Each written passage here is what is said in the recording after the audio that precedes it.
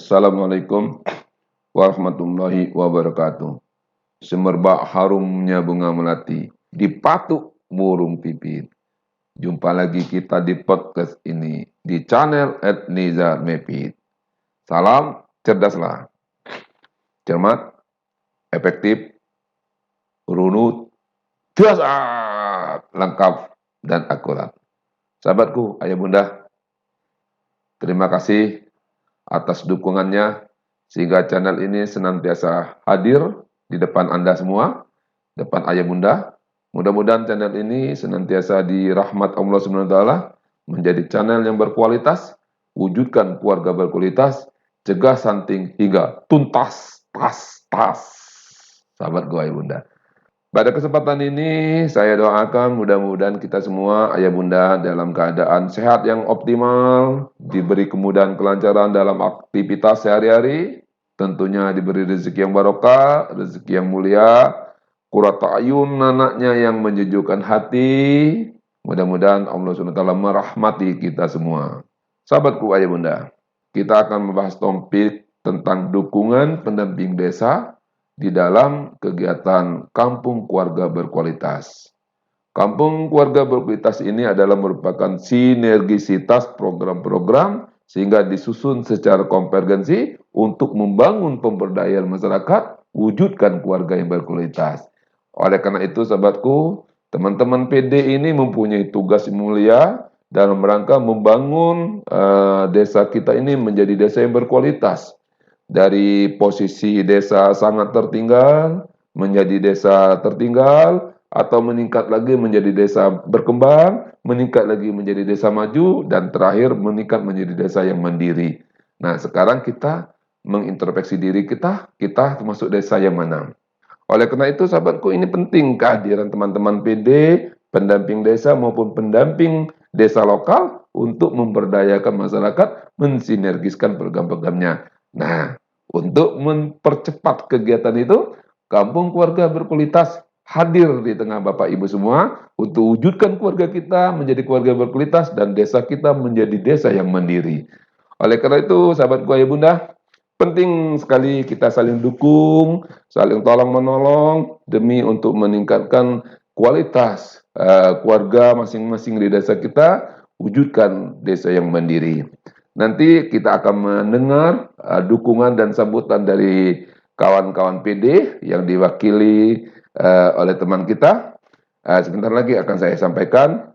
Namun di samping itu ada 3 pilar yang harus dilengkapi dalam kegiatan Kampung Keluarga Berkualitas ini untuk didukung oleh kawan-kawan PD, yaitu penyediaan data dan sumber informasi desa yang berkualitas, yang benar-benar valid, sahabatku ayah bunda.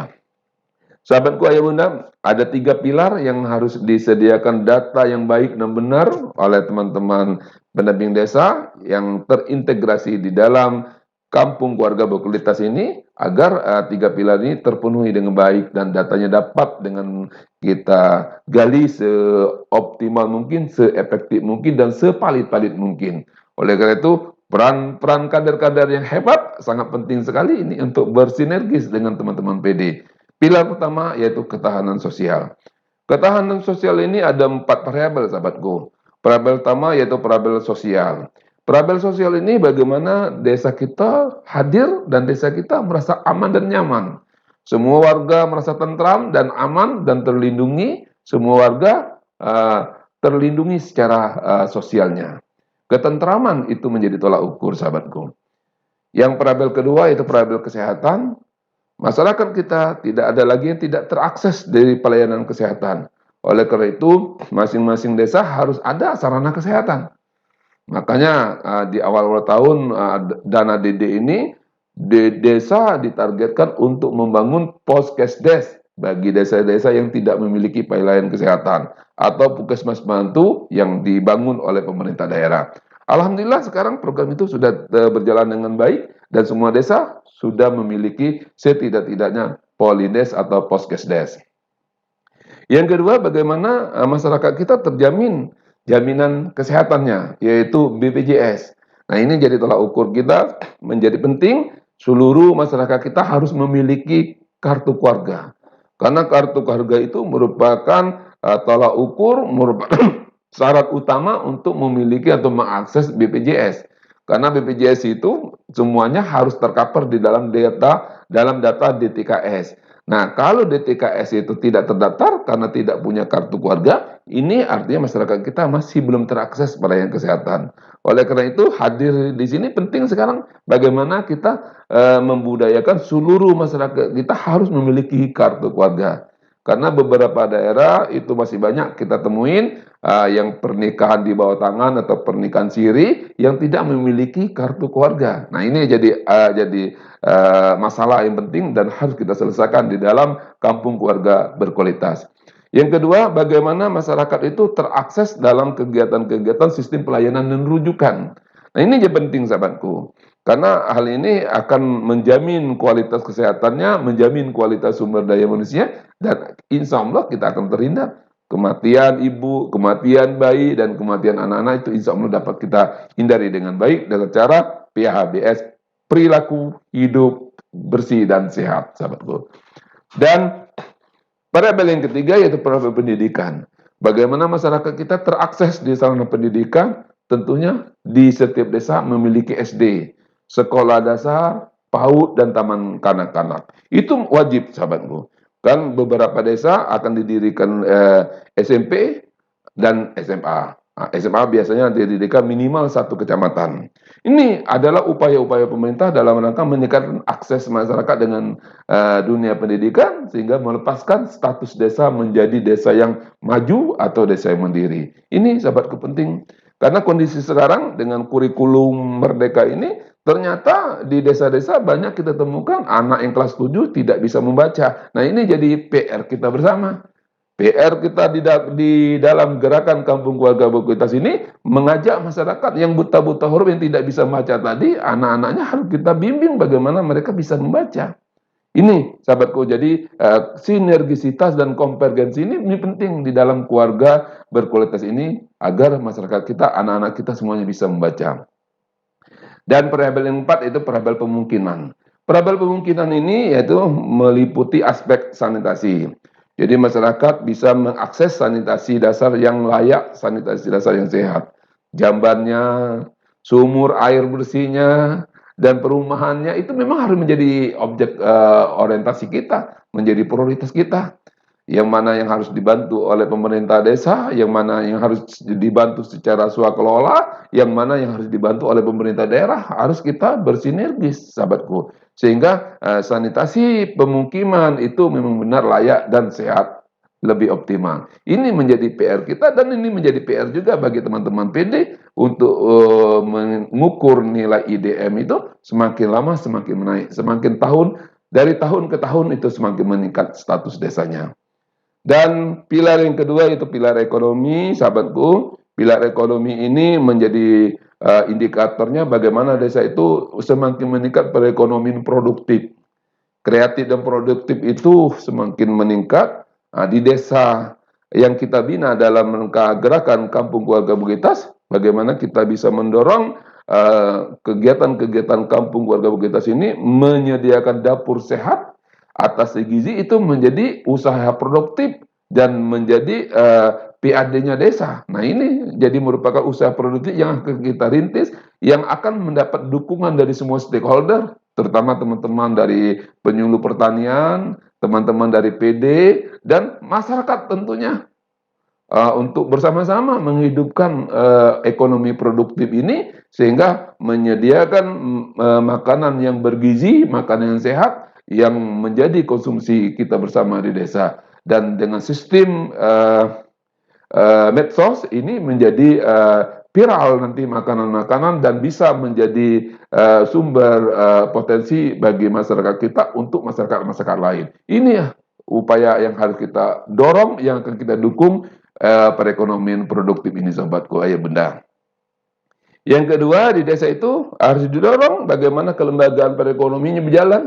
Misalnya adanya koperasi yang baik, adanya kelembagaan bank yang hadir di desa kita membina, sehingga ada program KUR, ada program-program bank yang lain-lainnya. Nah, ini adalah merupakan suatu upaya pemerintah bersinergis dengan pemerintah desa untuk meningkatkan perekonomian masyarakat desa.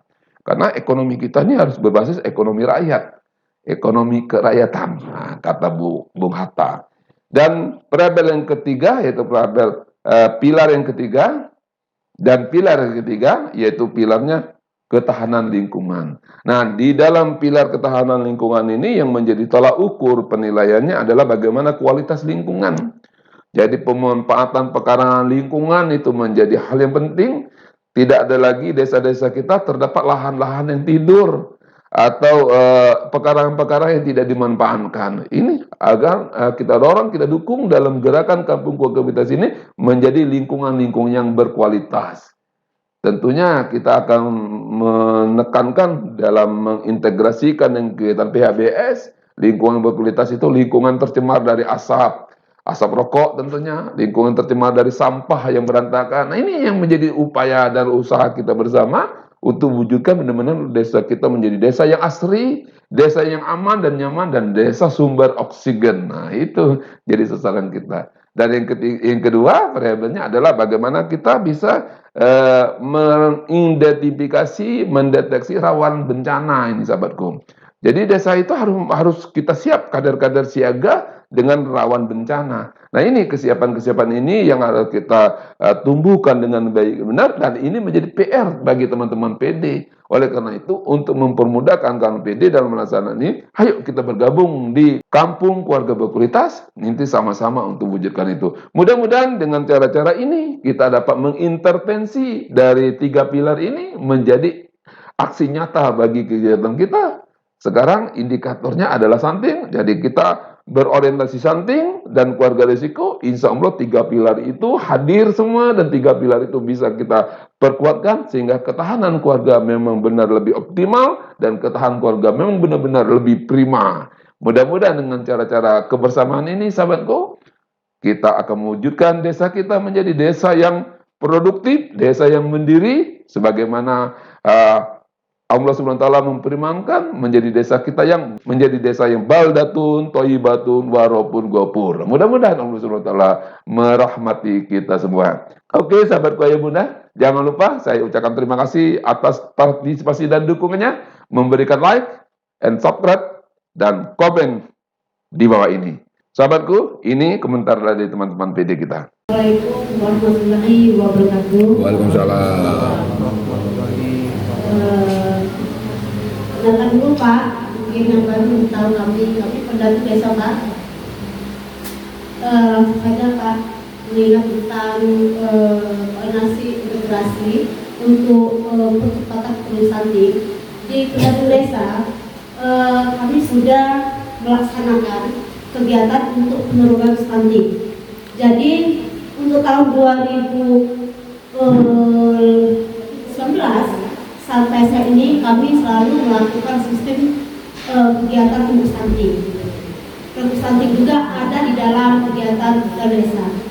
Nah, jadi untuk 2024 ini menerapi dari kata materi dari Bapak tadi itu sama kami. Kami juga ada pemetaan dengan bidang IDM. Jadi IDM itu Indep Desa Membangun.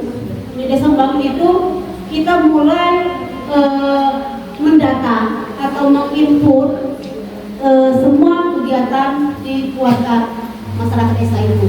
Itu kita pemetaan apakah dia desa itu kakak yang punya jamban, karena jamban itu salah satu faktor utama dari stunting tadi. Jamban, pernikahan dininya, perekonomiannya, mata pencariannya, pendidikan dan sebagainya itu terletak dalam kegiatan IDM Pak. Nah, jadi Pak Camat sama Pak Kasih PMD, karena kita sama-sama untuk mengatasi atau tidak terjadi stunting. Jadi karena di APBDes 2024 itu sudah ada namanya pelatihan IDM Pak, IDM dan SDGs. SDGs itu sama saja dengan kegiatan KB tadi, itu salah satu penurunan percepatan penurunan stunting tadi. Jadi di tahap 2 kita sudah cair Pak. Jadi kapan kita akan melaksanakan DM? Karena kegiatan kita dari KB, dari desa, dari pertanian, semua KUA itu terlaksana semua Pak Camat. Karena itu adalah prioritas pendamping desa. Karena IDM itu penting. Karena itu pun sudah terletak di dalam APBD kita Pak. Jadi mohon segera kapan kita melaksanakan pelatihan tadi IDM biar stunting di desa kita itu tidak ada. Kalau di Tugu Mulyo kemarin, sebelumnya saya tugas Tugu Mulyo Pak. Tugu Mulyo itu mendapatkan peringkat ketiga paling banyak stunting Pak, paling banyak stunting. Jadi setelah kita melaksanakan pelatihan IDM, kita kasih masukan dengan ibu-ibu, misalnya perbanyak makan lele, misalnya sebagai tadi ya. Jadi alhamdulillah itu peringkatnya menurun, stuntingnya menurun Pak, karena lele itu salah satu penurunan stunting itu lebih cepat ke lele. Nah tadi ya, jadi lele, ikan lele Pak. Yang lele itu paling banyak percepatan penurunan stunting, karena di Mataram, di Wonokerto itu jasa desa itu Pak 4 orang yang punya stunting. Makanya kemarin ada bupati langsung datang, untuk desa datang langsung, karena 2 desa di Tugu Mulyo itu paling banyak stunting. Jadi dianjurkan pelaksanaan stunting dan pemberian makanan dalam bentuk ikan lele tadi, akhirnya dari desa Wonokerto di 44 sampai Mataram 35 tadi turun, jadi 14, ada yang 20, turun 4 Pak. Jadi itu berdasarkan pelatihan IDM Pak, IDM tadi. Karena di desa ini setahun itu ada mengupdate terus data IDM-nya Pak.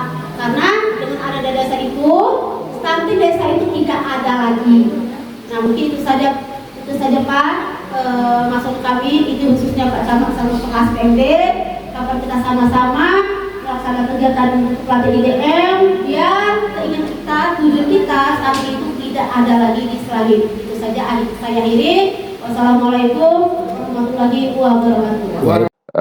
Itulah tadi masukan dan harapan dari kawan-kawan PD maupun PDL dalam rangka mensinergiskan program-programnya untuk mengkonvergensikan dalam kegiatan kampung keluarga berkualitas ini. Mudah-mudahan dengan cara-cara ini sahabatku, percepatan penerusan berjalan dengan baik dan desa kita menjadi statusnya semakin lama semakin meningkat karena sinergisitas dan konvergensi kita berjalan dengan baik.